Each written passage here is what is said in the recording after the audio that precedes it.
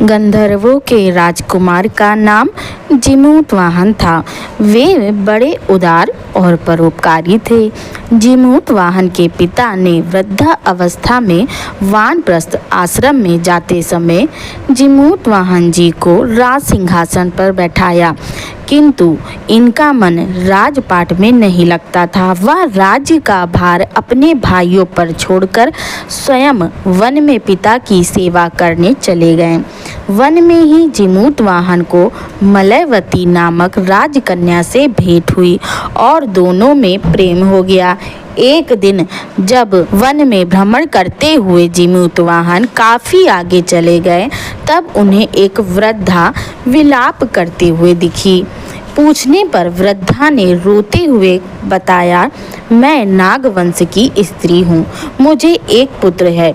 पक्षीराज गरुड़ के कोप से मुक्ति दिलाने के लिए नागों ने यह व्यवस्था की है कि वे गरुड़ को प्रतिदिन भक्षण हेतु एक युवा नाग सौंपते हैं। आज मेरे पुत्र शंखचूड़ की बलि का दिन है। आज मेरे पुत्र के जीवन पर संकट है और थोड़ी देर बाद ही मैं पुत्र विहीन हो जाऊंगी। एक स्त्री के लिए इससे बड़ा दुख क्या होगा कि उसके जीते जी उसका पुत्र ना रहे। जीमूतवाहन को यह सुनकर बड़ा दुख हुआ। उन्होंने उस वृद्धा को आश्वस्त करते हुए कहा, डरो मत, मैं तुम्हारे पुत्र के प्राणों की रक्षा करूंगा। आज उसके स्थान पर स्वयं मैं अपने आप को उसके लाल कपड़े में ढककर वध्यशिला पर लेटूंगा ताकि गरुड़ मुझे खा जाए, पर मैं तुम्हारा पुत्र बचा लूंगा। इतना कहकर जीमूतवाहन ने शंखचूड़ के हाथ से लाल कपड़ा ले लिया और वे उसे लपेटकर गरुड़ को बलि देने के लिए चुनी गई वध्यशिला पर लेट गए। नियत समय पर गरुड़ बड़े वेग से आए और वे लाल कपड़े में ढके जीमूतवाहन को पंजे में दबोचकर पहाड़ के शिखर पर जाकर बैठ गए। गरुड़ ने अपनी ओर चोक के प्रहार किया और जीमूतवाहन के शरीर से मांस का बड़ा हिस्सा नोच लिया। इसकी पीड़ा से जीमूतवाहन की आंखों में आंसू बह निकले और वह दर्द से कराहने लगे। अपने पंजे में जकड़े प्राणी की आंखों में से आंसू और मुंह से कराह सुनकर गरुड़ बड़े आश्चर्य में पड़ गए, क्योंकि ऐसा पहले कभी नहीं हुआ था। उन्होंने जीमूतवाहन से उनका परिचय पूछा।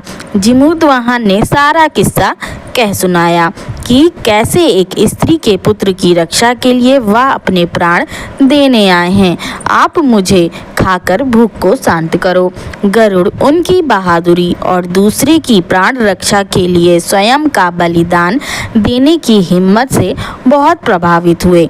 उन्हें स्वयं पर पछतावा होने लगा। वह सोचने लगे कि एक मनुष्य यह है जो दूसरे के पुत्र की रक्षा के लिए स्वयं की बलि दे रहा है, और एक मैं हूँ जो देवों के संरक्षण में हूँ किंतु दूसरों की संतान की बलि ले रहा हूँ।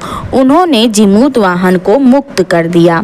गरुड़ ने कहा, हे उत्तम मनुष्य, मैं तुम्हारी भावना और त्याग से बहुत प्रसन्न हूँ। मैंने तुम्हारे शरीर पर जो घाव किए हैं उसे ठीक कर देता हूँ। तुम अपनी प्रसन्नता के लिए मुझसे कोई वरदान मांग लो। राजा जीमूतवाहन ने कहा कि हे पक्षीराज, आप तो सर्वसमर्थ हैं। यदि आप प्रसन्न हैं और वरदान देना चाहते हैं तो आप सर्पों को अपना आहार बनाना छोड़ दें। आपने अब तक जितने भी प्राण लिए उन्हें जीवन प्रदान करें। गरुड़ ने सबको जीवन दान दे दिया और नागों की बलि न लेने का वरदान भी दिया। इस प्रकार जीमूतवाहन के साहस से नाग जाति की रक्षा हुई और गरुड़ ने कहा, तुम्हारी जैसी इच्छा वैसा ही होगा। हे राजा, जो स्त्री तुम्हारे इस बलिदान की कथा सुनेगी और विधि पूर्वक व्रत का पालन करेगी, उसकी संतान मृत्यु के मुख से भी निकल आएगी। तब से ही पुत्र की रक्षा हेतु जीमूतवाहन की पूजा की प्रथा शुरू हो गई। यह कथा कैलाश पर्वत पर भगवान शंकर ने माता पार्वती को सुनाई थी। जीवित पुत्रिका के दिन भगवान श्री गणेश, माता पार्वती और शिव जी की पूजा एवं ध्यान के बाद उपरोक्त व्रत कथा भी अवश्य सुननी चाहिए। आरती जितवाहन जी की, प्रभु श्री जीवन दाई की। आरती जितवाहन जी की, प्रभु श्री जीवन दाई की। थे वो गंधर्वों के राजा, किंतु सब राजपाट त्यागा। थे वे गंधर्वों के राजा, किंतु सब राजपाट त्यागा। वन को गए पिता के लिए, उन्होंने सेवा सारी की। प्रभु श्री जीवन दाई की। आरती जितवाहन जी की, प्रभु श्री जीवन दाई की। मिली एक दिन उन्हें नाग स्त्री, होनी थी पुत्र की उसकी बलि। मिली एक दिन उन्हें नाग स्त्री, होनी थी पुत्र की उसकी बलि। अश्रु से भरे निराश छवि, उन्होंने उसकी व्यथा सुनी। प्रभु श्री जीवन दाई की। आरती जितवाहन जी की, प्रभु श्री जीवन दाई की। व्यथा सुन द्रवित हुए प्रभु जी, बलि के लिए चले खुद ही। व्यथा सुन द्रवित हुए प्रभु जी, बलि के लिए चले खुद ही। साहसी ढंग देख हुए दंग, साहसी ढंग देख हुए दंग, गरुड़ ने नाग बलि छोड़ी। प्रभु श्री जीवन दाई की। आरती जितवाहन जी की, प्रभु श्री जीवन दाई की। करी नाग पुत्रों की रक्षा, प्रभु को मिली शिव अनुशंसा। करी नाग पुत्रों की रक्षा, प्रभु को मिली शिव अनुशंसा। जो जितिया करे जिमित को पूजे, सुखी रहे उनकी संतति। प्रभु श्री जीवन दाई की।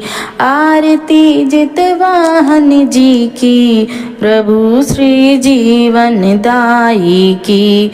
आरती जितवाहन जी की, प्रभु श्री जीवन दाई की। कर्पूर गौरम करुणावतारम, संसार सारम भुजगेन्द्रहारम। सदा वसंतं हृदयारविन्दे, भवं भवानी सहितं नमामि।